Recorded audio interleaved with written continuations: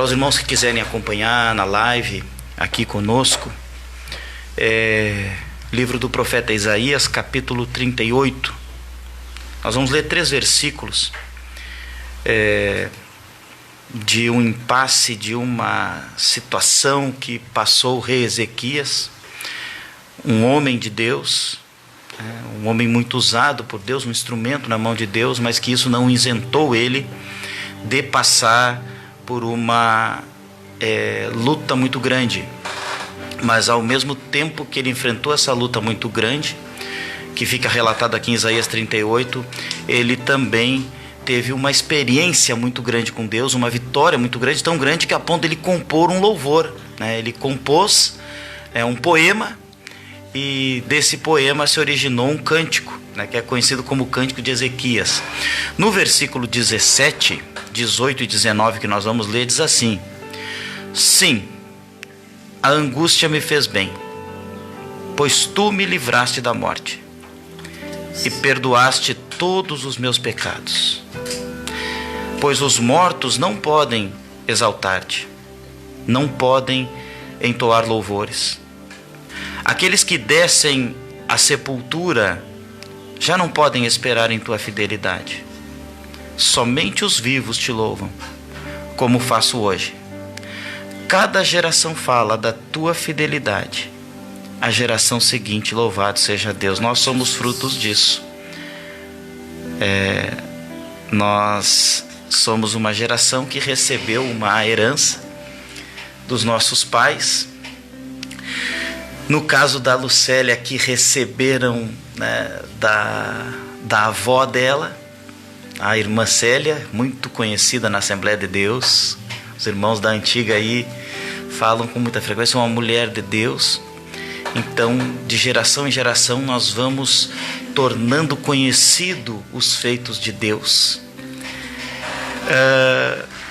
Eu estava meditando nessa palavra e eu cheguei a uma conclusão. Quero compartilhar com os irmãos aqui, com os irmãos que nos acompanham na live, que não sei se aconteceu com todos, mas comigo já aconteceu, quando tu acha que tu tem todas as respostas. Quando a gente é jovem, a gente às vezes se acha muito sabido, né? Quando a gente acha que tem todas as respostas, a vida vem e muda todas as perguntas. Isso aconteceu com Ezequias. Ezequias foi um homem que Deus usou para trazer uma reforma religiosa, uma das maiores reformas religiosas que aconteceu no Antigo Testamento, no Antigo Pacto. E, inclusive, Ezequias teve a coragem e a ousadia de mudar coisas que os antecessores deles não tiveram. Eram coisas muito delicadas, muito enraizadas na nação, até no tocante à idolatria e a tantas outras coisas. Ezequias foi corajoso, ele foi lá, enfrentou, removeu. O povo viveu um avivamento muito grande, ele teve grandes vitórias militares, um grande estrategista, um homem assim, daqueles reis que a Bíblia registra que andaram no centro da vontade de Deus. Não foram todos, mas Ezequias foi um dos que andou no centro da vontade de Deus. E ele foi surpreendido. De repente, com 39 anos, jovem ainda, ele foi surpreendido com um diagnóstico de morte. É mais ou menos assim, sabe quando na nossa vida parece que chega na tua casa um boleto que não era teu? Não, peraí, essa fatura não é minha. Por que tá chegando para mim? E ele, com 39 anos, ele foi diagnosticado que ele estava com um tumor. A palavra no hebraico, ela é uma palavra bem forte, ela é usada para se referir a enfermidades muito graves. Por exemplo, a enfermidade que acometeu Jó, é a mesma palavra usada, a palavra Sherim. As pragas do Egito também tem essa palavra, né, para identificar. Então, uma enfermidade muito grande vem sobre Ezequias. E ele recebe, além do diagnóstico, ele recebe uma sentença, né? Deus usa o profeta e diz para ele: olha, tu arruma a tua casa, organiza tudo aí para tua partida, para tua sucessão, porque tu vai morrer. O diagnóstico é de morte. E a situação era tão complexa que nem sucessor ele tinha, porque ele não tinha filhos ainda. Então ele entra em desespero, né? Imagina, com 39 anos tu receber, sabe quando parece que fura a fila? Quando chega um luto que tu não espera, um luto fora de hora, porque quando tu te prepara para um luto é diferente, né? Tu está enfrentando uma enfermidade de um familiar, de um amigo, né? E durante um período tu te acostuma com aquela ideia. É diferente de um diagnóstico fora de hora. Ele não avisa e de repente ele chega e tu tem que encarar aquilo ali, né? Então foi o que aconteceu com Ezequias. E a palavra diz que quando ele recebe esse diagnóstico, ele perde toda a estabilidade, toda a estrutura que ele tinha, né? Quantas vezes nós na nossa vida já passamos por isso, né? De tu tá vivendo um momento, parece que está tudo alinhadinho e de repente uma série de desventuras e vai vindo e vai se acumulando. Ezequias, depois de todas essas vitórias, ele enfrentou todos os inimigos externos, aí de repente vem o Senaqueribe, cerca a cidade e, ao que tudo indica, nessa mesma época ele é acometido de uma enfermidade. Então ele tem que lidar com a luta externa e com a luta interna. E o que ele faz naquele momento? A Bíblia diz que ele se vira, depois que ele recebe o diagnóstico, ele não contesta o profeta vai embora e ele se vira para a parede e ele faz uma oração que marca a vida dele. A vida de Ezequias foi marcada naquele momento por aquela oração, que às vezes a gente faz, né, essa recapitulação. Depois que tu caminhou um certo tempo com Deus, e até o novo convertido às vezes, porque o tempo de Deus, o relacionamento de Deus com as pessoas é particular com cada um. Eu costumo aconselhar: não permita que ninguém interfira na tua intimidade com Deus, na tua vida com Deus. A regra, o norte, a bússola é a palavra de Deus. Se o teu relacionamento com Deus está de acordo segundo os mandamentos que está escrito nesse livro, não permita interferências externas, porque às vezes as interferências externas elas atrapalham, né?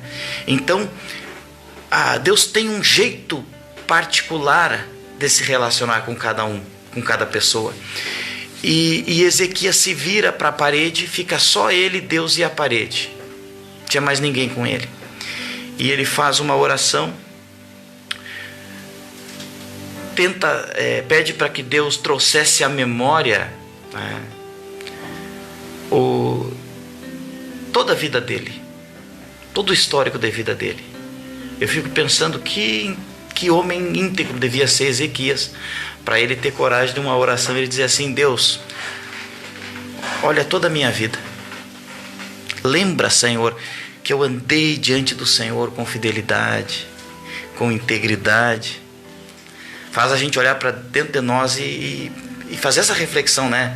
Será que eu hoje, se eu for dobrar os meus joelhos diante de Deus em oração, eu tenho coragem de dizer isso? Senhor, olha a minha vida. Ezequias teve. Então a gente vê que vem para ele um diagnóstico que parece que não era para ele, né? Qual é a ideia que se tinha nos tempos bíblicos? Jó enfrentou isso, enfrentou as críticas dos amigos. Qual é a ideia que se tem? Que se tu faz tudo certo, vai dar tudo certo para ti. E se tu fizer tudo errado, vai dar tudo errado. Essa é a lógica humana. Só que nem sempre é assim. Às vezes, tu tem uma vida íntegra diante de Deus, tu procura andar da forma mais correta possível, tu serve a Deus com fidelidade, tu verdadeiramente ama a Deus, porque falar que ama a Deus é muito fácil. Eu quero ver pelas minhas atitudes. São as minhas atitudes que provam ou não se eu amo a Deus de verdade. E Ezequias, ele chega diante de Deus de cara limpa e diz: Senhor, lembra. E por último, quando já faltavam as palavras, ele já tinha dito o que ele tinha que dizer para Deus, o que ele teve condições de dizer, porque tem orações que a gente vai fazer que tu tem limites, tu não sabe nem como orar às vezes, e tem hora que termina as palavras. Quantas vezes, né, nós passamos por uma luta grande aí, ano passado, que chegou um momento que não tinha mais como orar, não tem mais palavras, e aí? E Ezequias, quando não tinha mais palavras, a Bíblia diz que ele chorou muito, um choro compulsivo, um choro desesperado.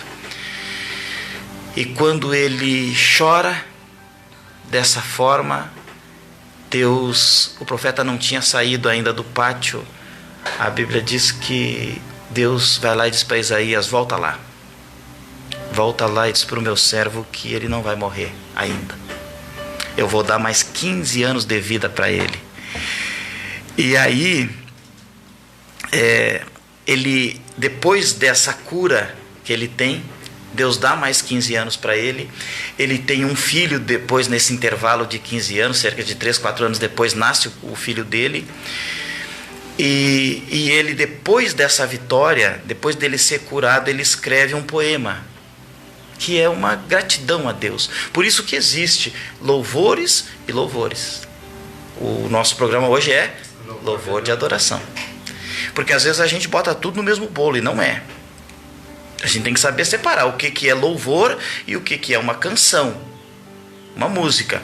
Não estamos falando aqui que contra a música. A música é uma das mais belas expressões que o ser humano tem, né, de expressar seus sentimentos. A música, ela é terapia, inclusive. Eu sou da opinião, o vereador Ricardo Schlitter estava nos acompanhando aí, né, eu sou da opinião, e quem está nessas lideranças, que a autoridade tem mais oportunidades até de promover isso. Eu sou da opinião que a música deveria ser currículo obrigatório na escola. Tá? Mas assim, quando a gente vai falar de louvor a Deus, a gente tem que entender que louvor a Deus, ele tem algumas diretrizes. Ele tem principalmente fundamentação bíblica. O louvor, ele advém não só de uma emoção, ele advém de uma inspiração do Espírito Santo. Nós cantamos aqui, entra na minha casa. Se a gente for olhar o testemunho desse irmão Regis Danese, ele testemunha. Esse louvor foi o primeiro louvor que ele escreveu depois da conversão dele, né? E ele dá o testemunho de conversão dele. Então é um louvor que toca, é um louvor que fala, é um louvor que edifica. Mas tem uma história por detrás desse louvor, né? E o Ezequias a mesma coisa. O cântico de Ezequias tem uma história por detrás do cântico. E ele usa algumas expressões assim, como a tenda removida. É como se ele imaginasse um pastor, né, que arma a tenda ali para cuidar do rebanho, e pela final da tarde ele recolhe aquela tenda e vai embora. Ninguém mais fica sabendo que morou alguém que alguém fez uma habitação naquele lugar. A nossa vida é assim. Daqui a algumas décadas, quando nós passar, ninguém mais vai lembrar. A menos que tu tenha tido uma relevância muito grande, de vez em quando as pessoas vão lembrar de ti, mas em via de regra cai tudo no esquecimento. Ele usa a expressão também como o fio que o tecelão corta. Antigamente a gente lembra a Lucélia, não sei se chegou a ver, eu cheguei a ver as senhorinhas que teciam o fio da lã. Hoje tu compra pronto. Naquela época tu tinha ali o tecelão e tu fiava, tu pegava a lã da ovelha e tu ia fiando o fio. Então ele compara assim, a minha vida está sendo tirada de mim fora de tempo, fora de hora. É como se o tecelão, quando ele corta o fio, a minha vida está sendo cortada.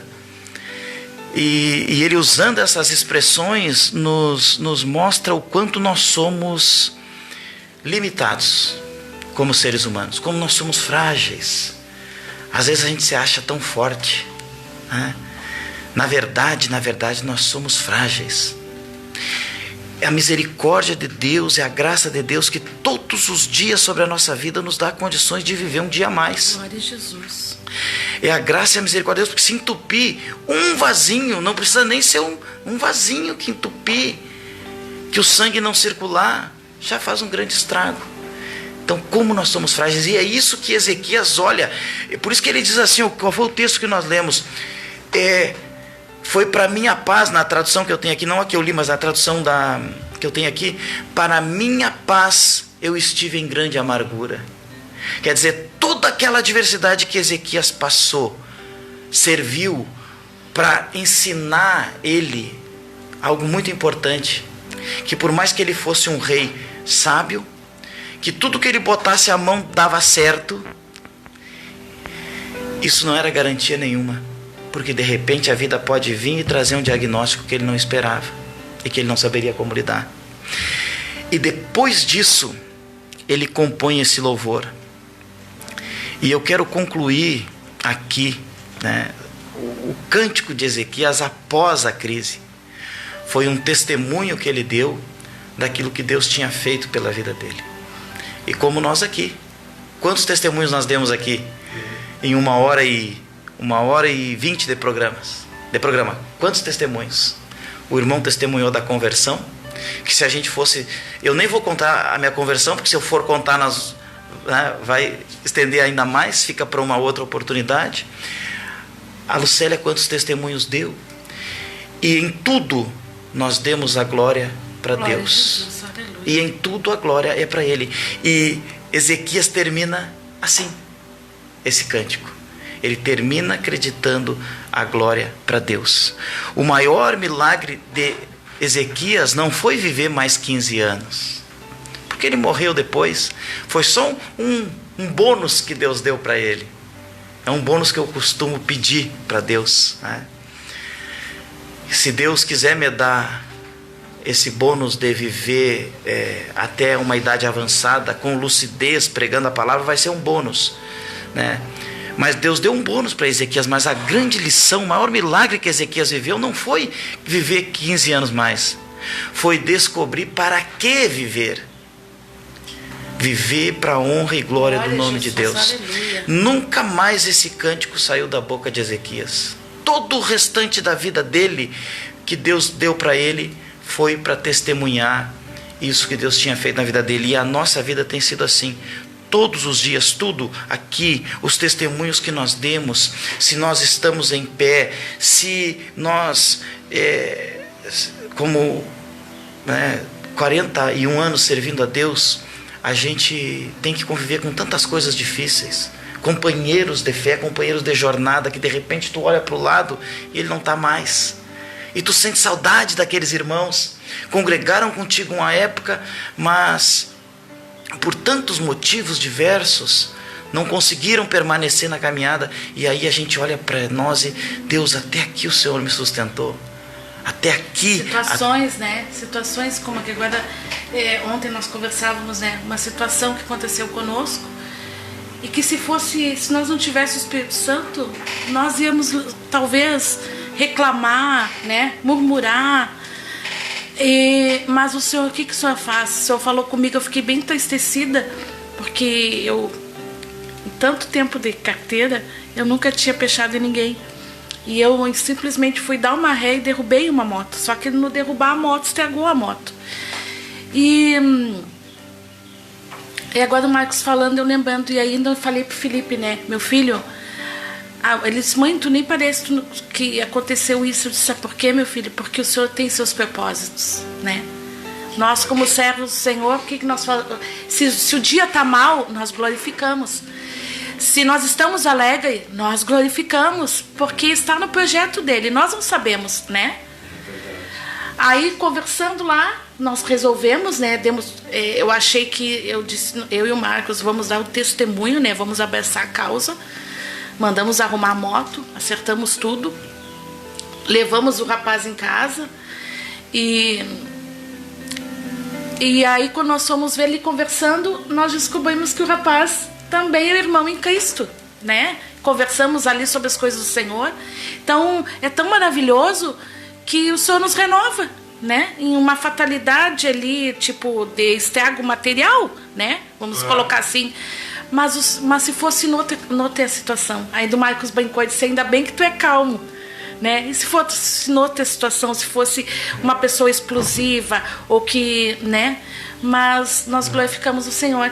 E é o que ele estava falando aí, eu lembrando, que a nossa vida, né? É assim, nós como servos do Senhor, o que nós vamos fazer? Glorificar o Senhor, né? Se nós perder, se for num dia triste, né? Se for numa perda, nós glorificamos o Senhor. E sabendo disso, que sempre há um propósito, eu posso não entender o porquê, mas Deus sabe o porquê, né? Deus sabe o porquê. Quero encerrar essa reflexão aqui dizendo isso. Deus sabe o porquê. A gente não sabe, tem os irmãos que estão nos acompanhando aí, tanta gente que vai acompanhar depois, né? A gente não vai muitas vezes ter respostas para tudo, mas uma oração, ela pode mudar toda uma história.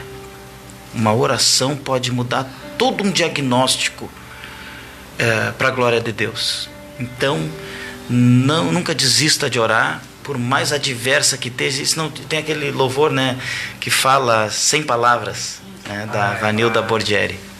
Aquele hino, ele resume bem isso. Se não tem palavra, chora.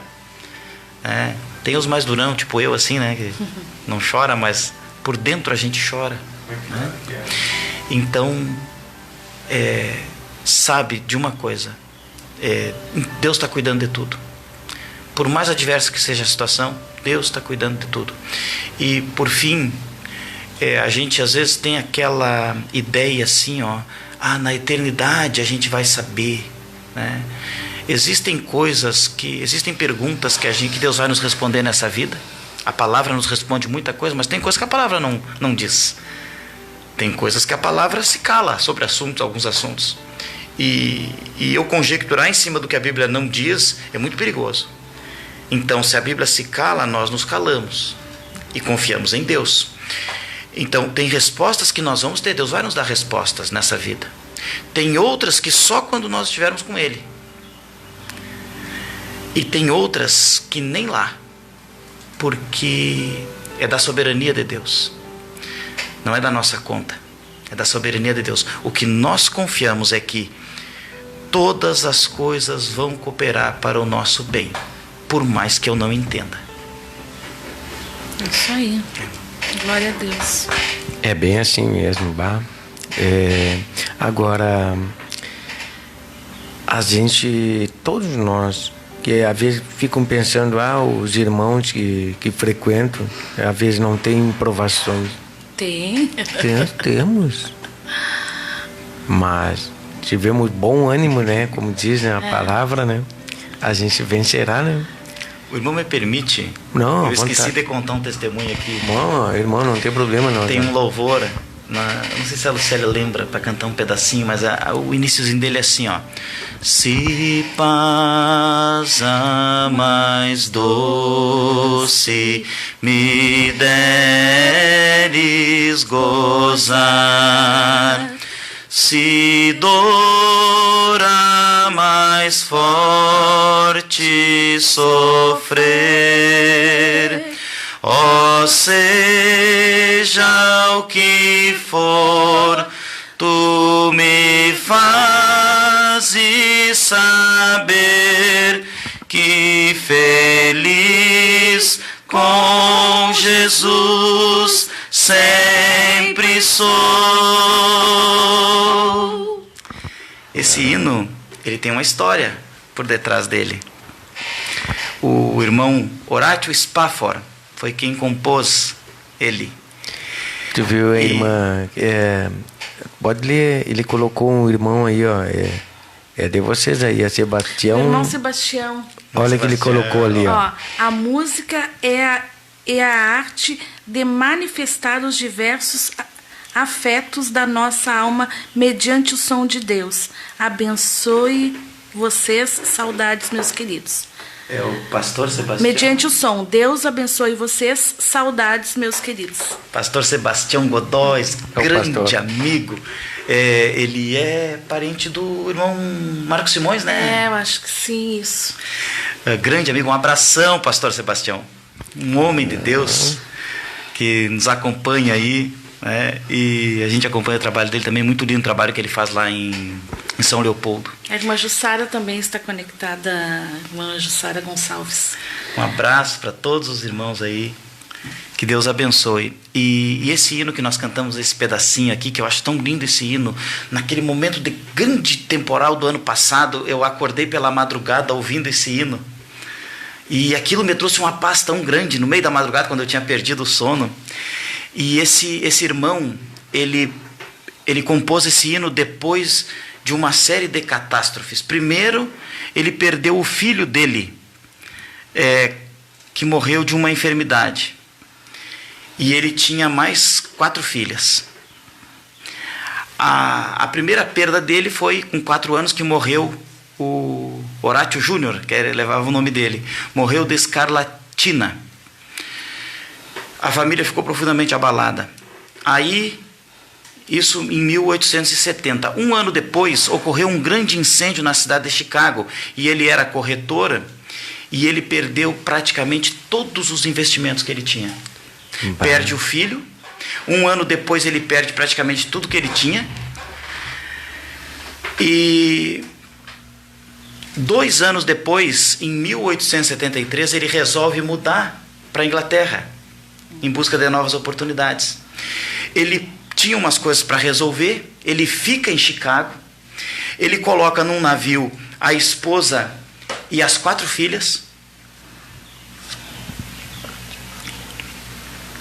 e naquela viagem, o navio, SL Ville du Havre, colidiu com outro navio no Atlântico e afundou em cerca de 12 minutos. Das 4 filhas, o nome delas era Anne, Meg, Bessie e Taneta, nenhuma sobreviveu. Ele perde o filho, 1 ano depois perde tudo que ele tinha, 2 anos depois ele perde as 4 filhas. Ele recebe um telegrama. A esposa dele foi encontrada inconsciente sobre um pedaço dos destroços do navio. E ela manda um telegrama para ele. O telegrama dizia isso: salva, porém sozinha. Quando ele recebe essa notícia, ele imediatamente embarca para encontrar a esposa na Inglaterra. E quando ele está passando exatamente no local onde o navio tinha afundado, o capitão do navio diz para ele: foi aqui que o navio afundou. Naquele lugar que as 4 filhas dele tinham morrido, vem a inspiração e ele compõe esse hino. Esse hino é um dos hinos mais lindos que tem. Ele foi traduzido no nosso idioma. Se paz a mais doce me deres gozar. E o refrão fala: sou feliz com Jesus. Vamos ver se a gente canta o refrão. Sou feliz, sou feliz, sou feliz com Jesus, meu Senhor. Então, isso é louvor. Ele vem de uma experiência. Uma experiência, né? Perdeu tudo. Nós só batemos numa moto e já nos abalou. Imagina. Tu imagina tu perder o teu filho, depois, 1 ano depois, tu perde tudo que tu tinha financeiramente, e 2 anos depois tu perde as outras 4 filhas que tu tinha. Mas tudo é para a glória de Deus. Esse sofrimento dele, esse louvor que ele compôs hoje, serve para testemunho e para consolo de tanta gente, e para a glória do nome de Deus. Tudo aparentemente está dando errado, mas Deus é soberano, e eu sou feliz com Jesus, apesar de tudo. Glória a Jesus, aleluia. Obrigado, irmão, era isso aí. É isso aí, graças a Deus, missão cumprida. Eu queria cantar um louvor ainda. Não, pode ir. Tem um louvor aí? Aquele Se Eu Disser. Se eu disser. para nós encerrar. Claro. Um louvor que marcou muito a nossa vida, né? Me lembro nos ônibus desse seminário que a gente ia, a dona Lucélia sentadinha no banco do ônibus, tocando Se Eu Disser. Esse hino é do grupo Altos Louvores, 1985.